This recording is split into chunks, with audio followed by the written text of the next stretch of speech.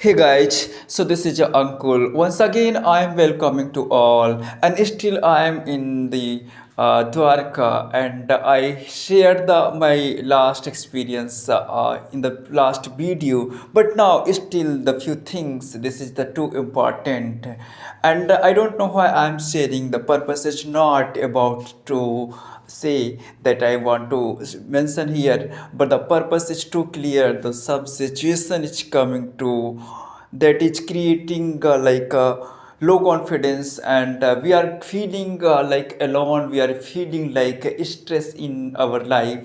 So I would like to share my experience, how I come back, how I recovered with this difficult moment. So that is the purpose. And the last video I said the beautiful scene that I'm looking still in with the words, and the words are amazing, like their activity you can see live, and there are that more together pupils, and they are enjoying on life, and the signing of this morning wonderful, amazing. I have no word to say, but you can feel my expression, you can understand, right?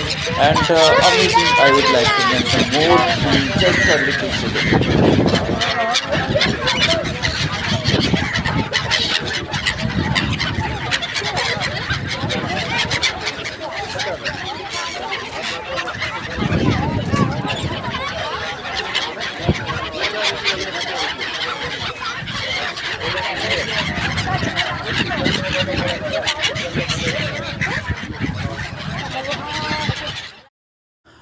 So, viewers, you found very beautiful scenes, but I said I will mention the few things that I would like to mention. And you know, always, man is just social animal. Without society, our life is unthinkable. We feel secure, happy, and comforted only due to society. Even when join their hands together, the only then they can erect homes, buildings, reach, and all thing depends on the CRM. When I'm saying the CRM, people to people connectivity, they got like food, clothes, and other requirements easily, only the basic the life in the society. But my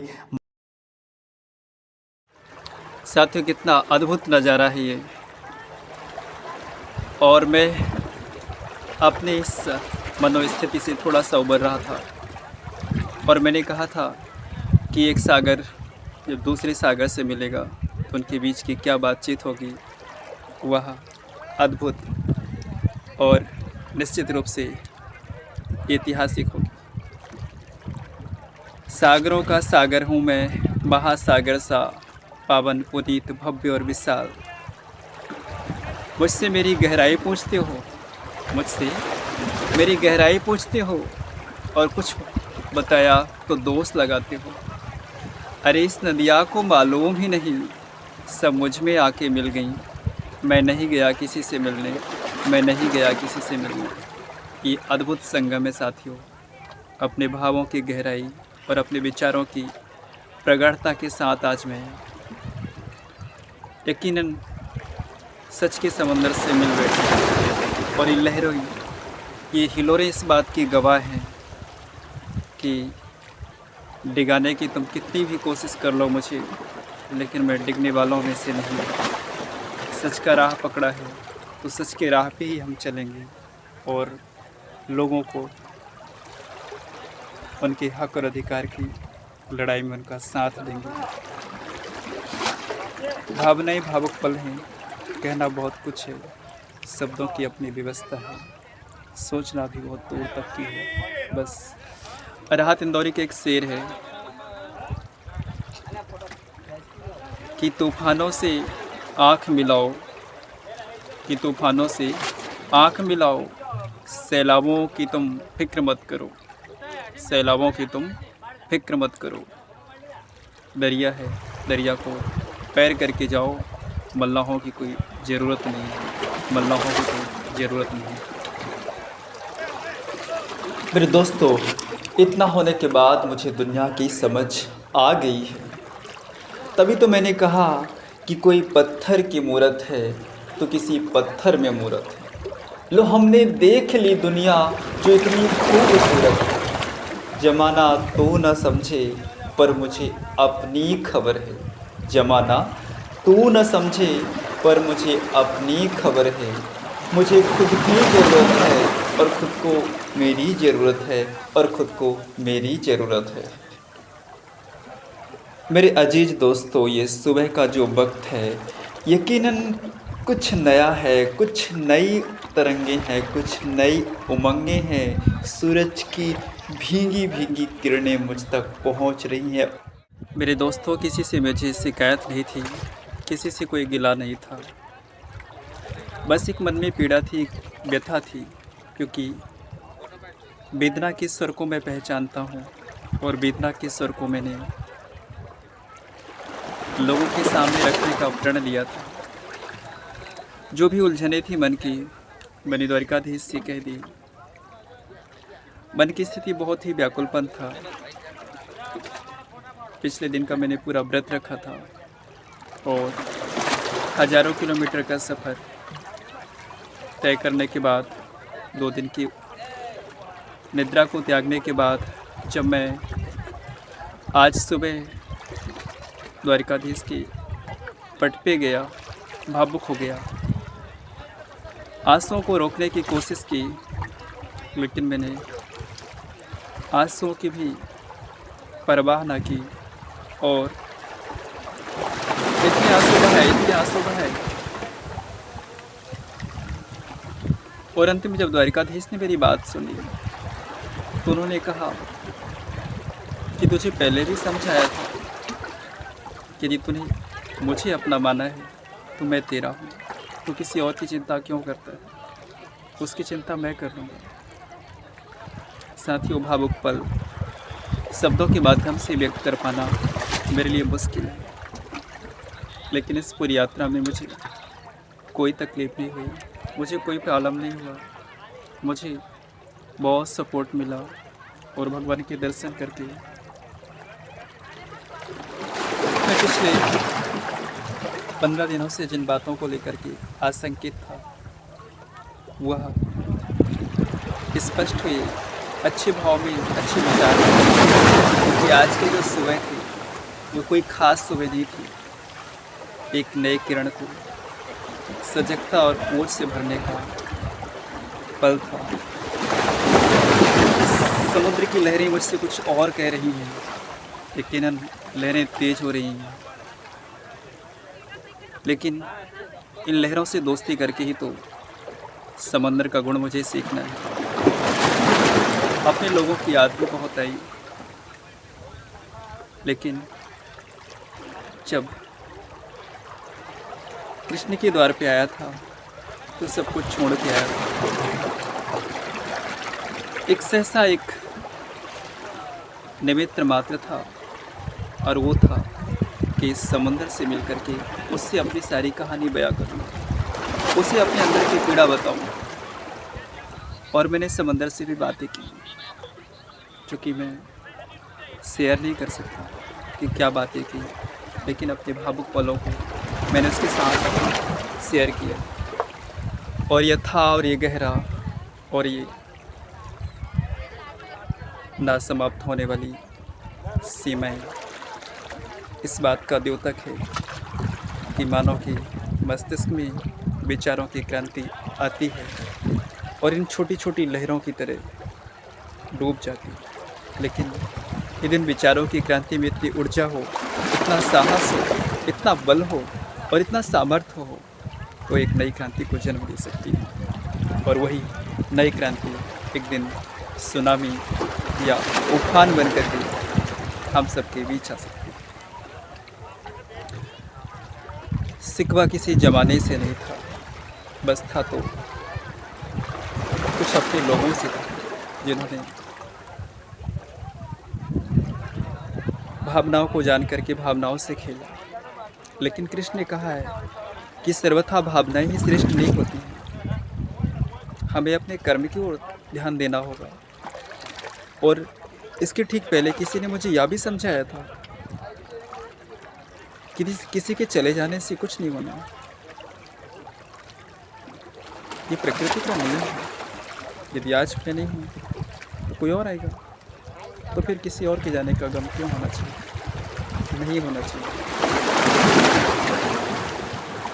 बेशक दुनिया में कुछ लोग होते हैं जिन्हें व्यक्ति से व्यक्ति की पहचान नहीं होती, तो हमें ऐसे लोगों की परवाह क्यों करनी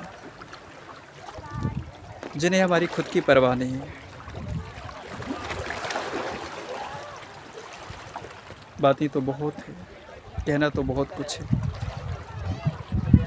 यहाँ से जाने के बाद भी कहूँ तो भी कम है, लेकिन इन क्षणों को,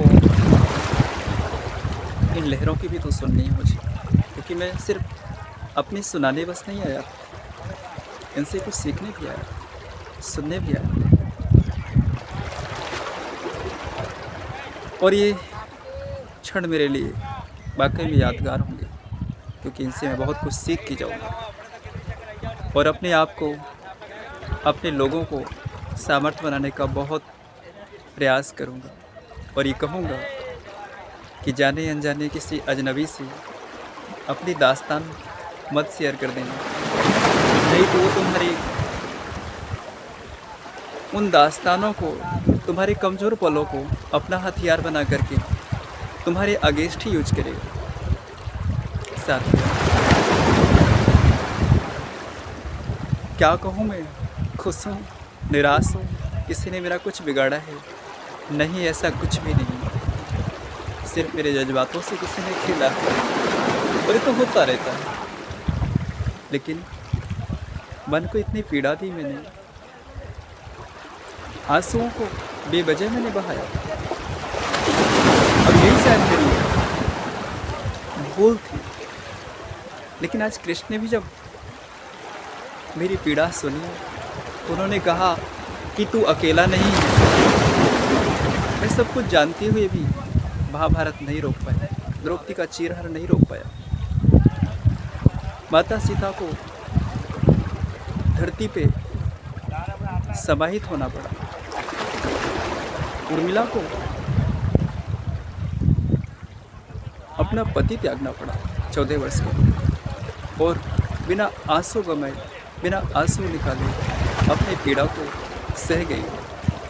भगवान शिव ने ऐसे हलाहल नहीं पिया होगा, और हलाहल पीने के बाद जो तकलीफ उन्हें हुई होगी, उन्होंने किसी और के साथ शेयर नहीं की। तो फिर इतना कमज़ोर तू क्यों हो गया?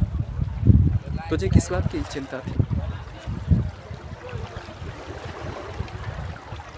सोच सोच करके मन काफ़ी भर आया था, क्योंकि मैं अपने आप को संभाल नहीं पा रहा था। संभालने की कोशिश करता, तस्वीरें कुछ और बयां कर देती, इतिहास कुछ पढ़ने की कोशिश करता, लेकिन घाव इतना था कि जख्म वापस हरे हो जाते।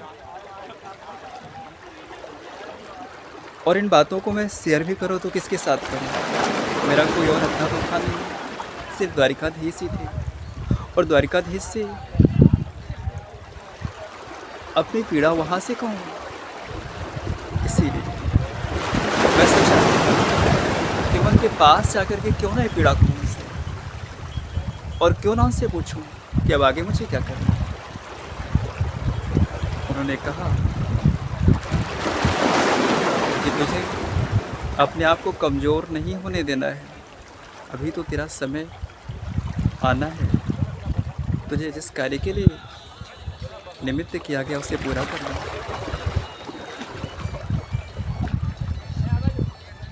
क्या मोम के बंधन तुझे भिगोलेंगे?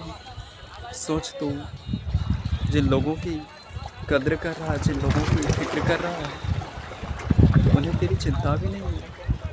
उन्होंने तेरी पीड़ा को देख कर के मुस्कुराया और जश्न मनाया, और तो उन लोगों के लिए आंसू बहा रहा है। तो मैंने कहा भी कि मैं उन लोगों के लिए आंसू नहीं बहा रहा, मुझे उन लोगों की चिंता थी। मुझे पीड़ा इस बात की हुई थी कृष्णा कि मेरे जज्बातों से किसी ने खेला, मुझे जानते हो ये भी कि किसी ने मेरे साथ ऐसे कृत्य किए। फिर महाराज विदुर की भी नीति समझाई, और वो नीति यही है कि सच का साथ देने वाले को हर दिन ठोकर ही खाना होता है। उसे अपनी मानसिक और ना जाने कितने प्रकार की यातनाएं झेलनी पड़ती है, लेकिन व्यक्ति को कमज़ोर नहीं होना होता, उसे अपने आप को सामर्थ्यवान बनाना होगा। तभी तो इन चुनौतियों को सामना कर पाएगा। और सच भी यही है।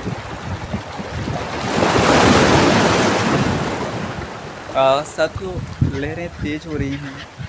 सिक्योरिटीज मुझे कह रही है कि हमने आपको 10 मिनट का ही वक्त दिया था आपकी बात रखने के लिए।